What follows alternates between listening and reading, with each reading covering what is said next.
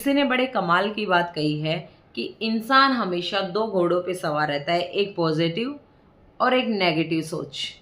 ये दो घोड़े होते हैं सोच के, कि एक पॉजिटिव सोच का घोड़ा और एक नेगेटिव सोच का घोड़ा। और अंत में जीत उसी की होती है जिसको हम ज़्यादा सींचते हैं। तो राधे राधे सभी को, जय श्री कृष्णा। मैं आज आपके लिए लेके आई हूँ एक छोटी स्टोरी, जो इसके माध्यम से मैं समझाती हूँ आपको।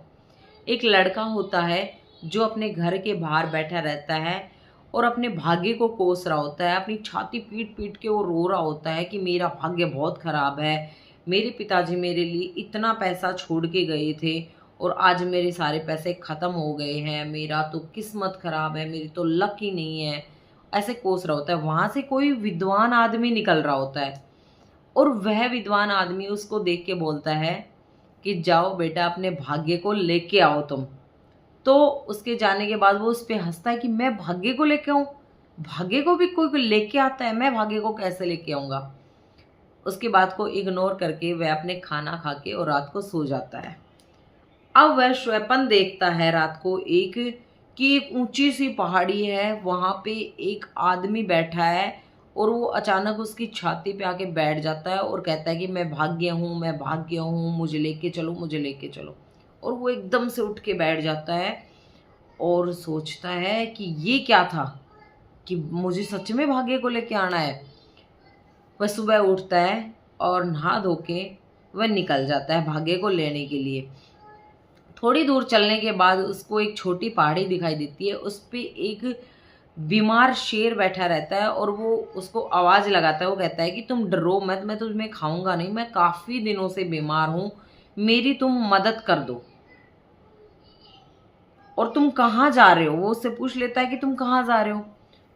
तो वह शेर को कहता है कि मैं आके तुम्हारी मदद कर दूंगा, लेकिन अभी तो मैं भाग्य को लेने के लिए जा रहा हूँ। ऐसे से एक पहाड़ी पे भाग्य रहते हैं, मैं उनको लेने के लिए जा रहा हूँ। तो फिर शेर कहता है कि तुम अपने भाग्य से मेरा एक सवाल पूछना कि मैं इतने दिनों से बीमार हूँ और मैं ठीक कब होऊंगा। तो कहता है कि चलो ठीक है, मैं तुम्हारा क्वेश्चन पूछ के आऊँगा।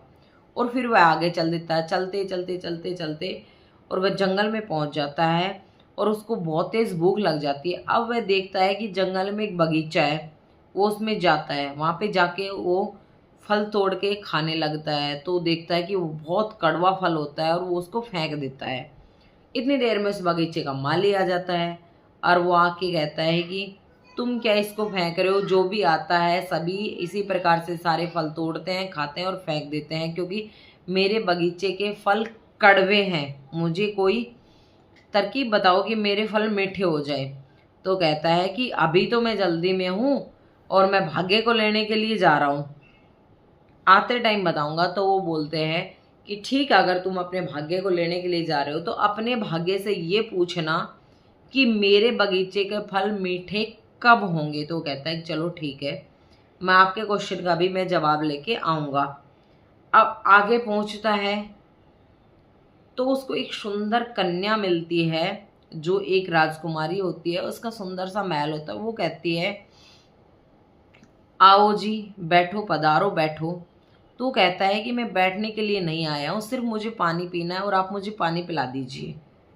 तो कहती है ठीक है, पानी पिला देती है। और फिर वो बताती है कि मेरी एक समस्या है, इसका मुझे कोई समाधान ही बता दो। तो कहते हैं कि क्या है आपकी समस्या? वो कहती है कि मैं बहुत उदास रहती हूँ, कभी खुश नहीं रहती हूँ। तो कहता है कि आपके सवालों के जवाब मैं बाद में दूंगा, अभी तो मैं भाग्य को लेने के लिए जा रहा हूँ। तो कहती है कि अपने भाग्य से भी ये मेरा भी सवाल पूछ लेना कि मैं खुश कब होंगी, मैं उदास क्यों रहती हूँ। तो कहता है कि चलो ठीक है, मैं अपने भाग्य से आपका क्वेश्चन का भी जवाब ले लूँगा। और वह वहाँ से भी निकल जाता है। अब वो देखता है कि एक ऊंची पहाड़ी उसको दिखाई देती है और सच में उस पर एक आदमी बैठा है। अब वो जैसे तैसे करके उस पहाड़ी पे पहुँच जाता है उस आदमी के पास और कहता है कि बाबा प्रणाम। उसको प्रणाम करता है और कहता है कि हे भाग्य, आप मेरे साथ चलो। तो कहता है कि नहीं, मैं आपके साथ तो नहीं चल सकता। तो कहते हैं मैं इतनी दूर से आपको लेने के लिए आए थे, आप तो मेरे स्वप्न में आए थे। बोले कि मैं आपके साथ नहीं चल सकता हूँ, आपके पीछे पीछे चलूंगा, आप आगे चलो, मैं आपके पीछे चलूंगा। कहते हैं ठीक है, लेकिन आप आना जरूर। बोले बिल्कुल आऊंगा, बिल्कुल आऊंगा। और उस भाग्य से उन तीनों व्यक्तियों के जो उसने सवाल पूछे थे उनके जवाब भी ले लेता है और वो चल देता है और उसके पीछे पीछे भाग्य चल देता है। सबसे पहले वो राजमहल में पहुंचता है, वहाँ पे भी उसका जवाब दे देता है। फिर आगे झरना वहाँ पे बगीचे के माली के पास पहुँचता है, बगीचे के माली को भी वो जवाब दे देता है और उसके अंत में वो शेर के पास पहुँचता है और शेर पूछता है कि आप मेरे सवाल का जवाब लेके आए? बोले कि हाँ मैं बिल्कुल लेके आया हूँ। इससे पहले मेरे से दो व्यक्तियों ने और सवाल पूछने के लिए बोला था, मैं उनके भी सवालों के जवाब दे के आया हूँ और आप लास्ट हो, आपके सवाल का जवाब दे के मैं जाऊँगा अपने घर पे। तो कहता है कि आपने औरों के सवालों का क्या जवाब लिया? तो वो कहते हैं कि एक राजकुमारी मुझे मिली थी, उसने कहा था कि मैं खुश नहीं रहती हूँ, उदास रहती हूँ, मैं खुश कब होंगी?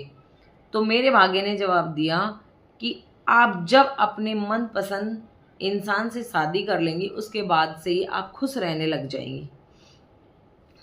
तो वो लड़की का जवाब होता है कि वो मुझे प्रपोज करती है और मुझे कहती है कि आप मेरे से शादी कर लीजिए और मैं आपको ये राजमहल पूरा दे दूंगी, इस राजमहल में हम सब मिल के रहेंगे आराम से।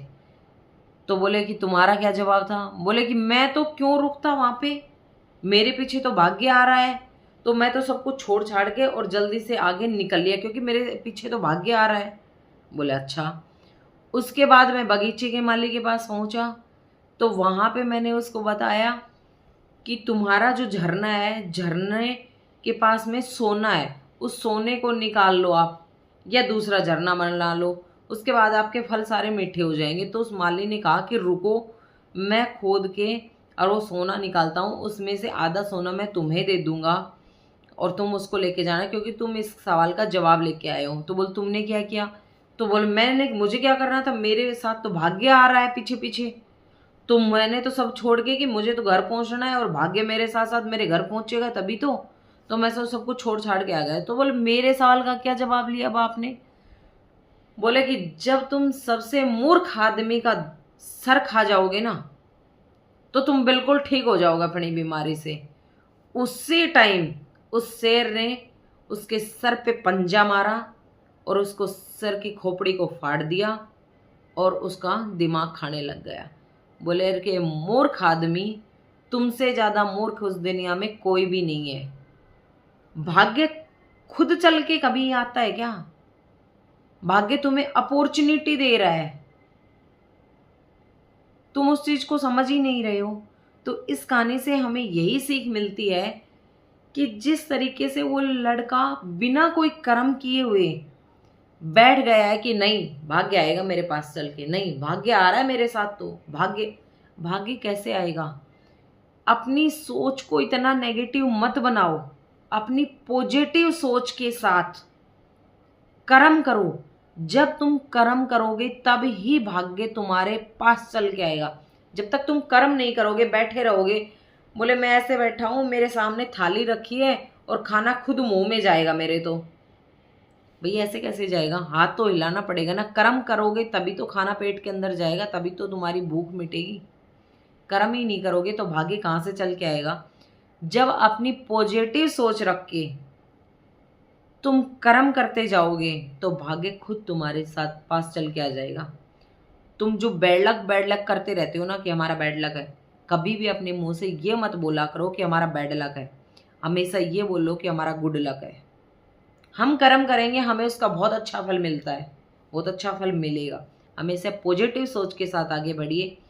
कौन कौन मेरी इस बात से एग्री करता है मुझे कमेंट करके ज़रूर बताना। मेरी स्टोरी कैसी लगी आपको, लाइक शेयर और कमेंट करना। Thank you.